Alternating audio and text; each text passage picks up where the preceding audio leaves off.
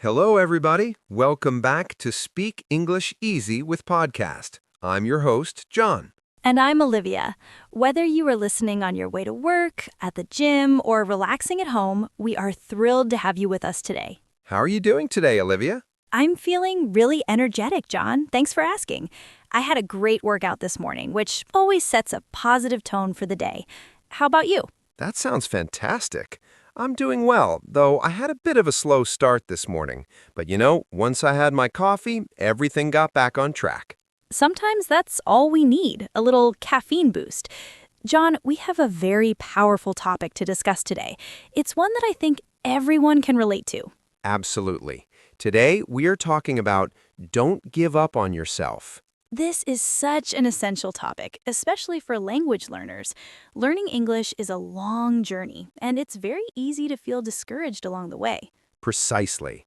At a B2 level, you can understand a lot, and you can communicate your ideas, but you also reach a point where progress feels slow.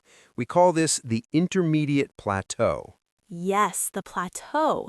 It feels like you are working hard, studying every day, but you aren't seeing big improvements like you did in the beginning. It's a dangerous time because that's when many people quit. Right. They think, maybe I'm just not good at languages, or I'll never sound fluent. But that is just a feeling, not a fact. So today we want to explore why we feel like giving up, and more importantly, how to stay motivated when things get tough. Let's start by defining what it means to give up on yourself. Olivia, what does that phrase mean to you? To me, giving up on yourself means losing belief in your potential. It's when you stop trying because you've convinced yourself that you can't succeed. It's not just about stopping a specific task, but rather abandoning the belief that you are capable of growth. That's a deep definition. It's that internal voice that says, I'm not good enough.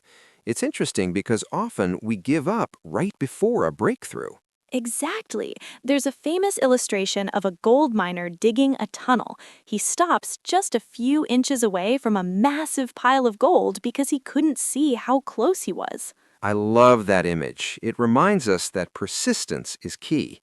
But why is it so hard to persist? What stops us? I think one of the biggest enemies is comparison, especially nowadays with social media.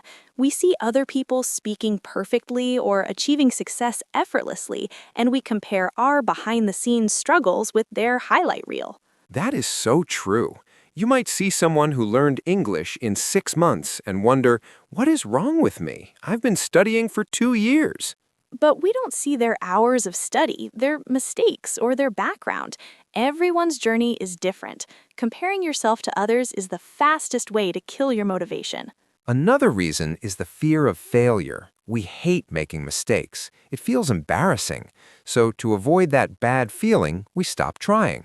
But, John, isn't failure actually necessary? It is absolutely necessary. In fact, if you aren't failing, you probably aren't learning.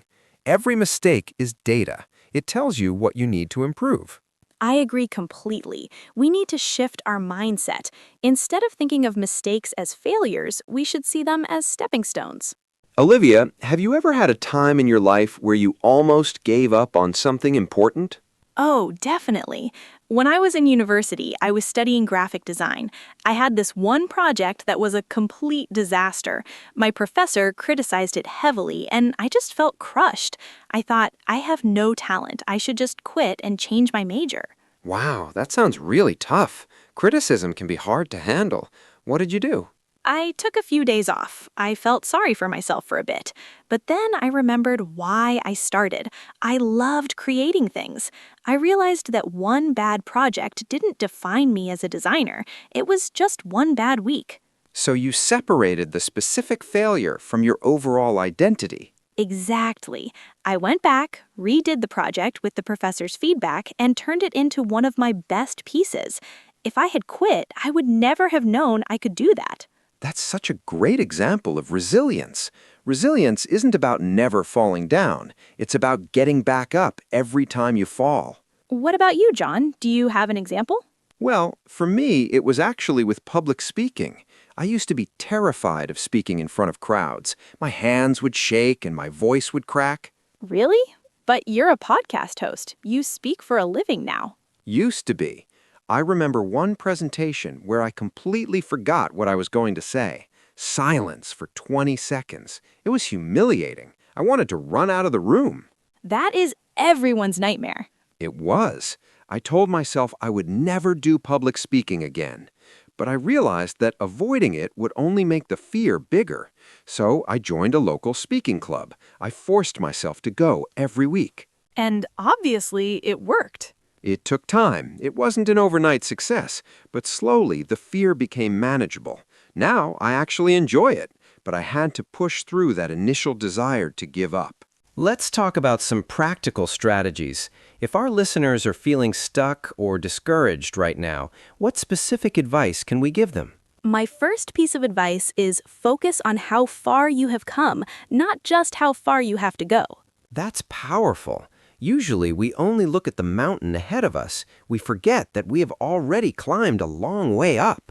Exactly. If you are listening to this podcast and understanding us, think about where you started. Maybe a year ago, you couldn't understand a conversation like this. That is a huge victory. So celebrating small wins is crucial. Don't wait for fluency to celebrate. Celebrate finishing a book. Celebrate understanding a movie scene. Celebrate having a 5-minute conversation. Yes, small wins build momentum. My second tip is rest, don't quit. Oh, I like that distinction. Explain that a bit more. Sometimes we want to quit simply because we are exhausted. We are burnt out.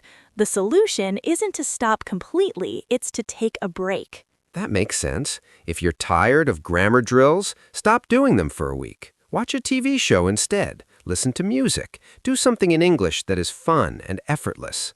Exactly. Refresh your brain. When you come back, you will have more energy. You don't need to study intensely 365 days a year. Consistency is about the long game. It's better to do 15 minutes a day happily than 2 hours a day miserably. Right. And my third tip would be change your internal dialogue.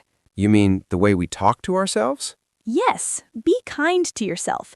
If a friend made a mistake in English, would you say, "You are stupid, you will never learn"? Of course not. I would say, that's okay. Keep trying. You're doing great. Precisely. So why do we say the mean things to ourselves? Be your best friend.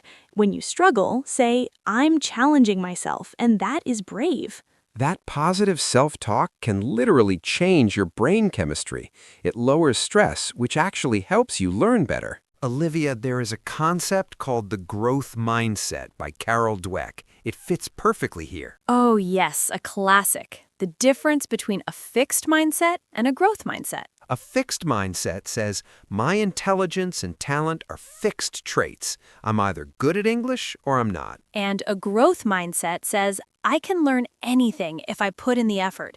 My abilities can be developed. When you have a growth mindset, a difficult grammar rule isn't a sign that you are not smart. It's just a challenge to be solved. To our listeners, adopt a growth mindset.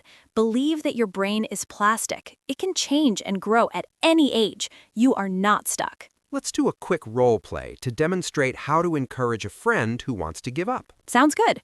I'll be the discouraged student. You be the supportive friend. Okay, ready. John, I think I'm going to stop going to the English class.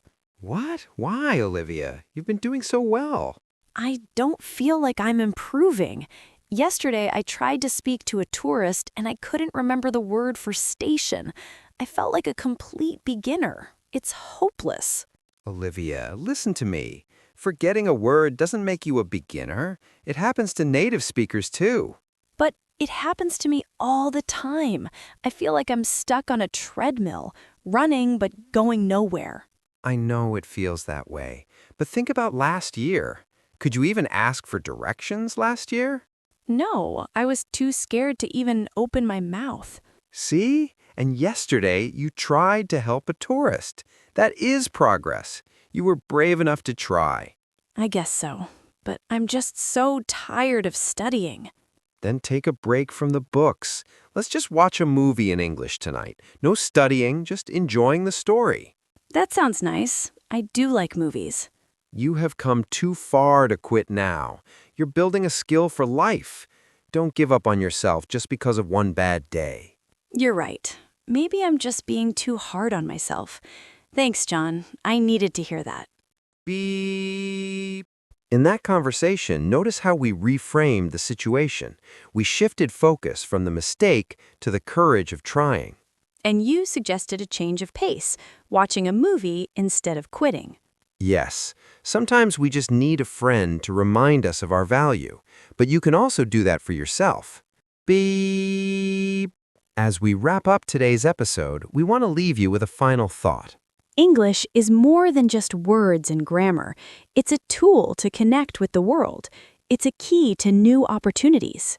The journey to mastery is rarely a straight line. It has ups and downs, twists and turns.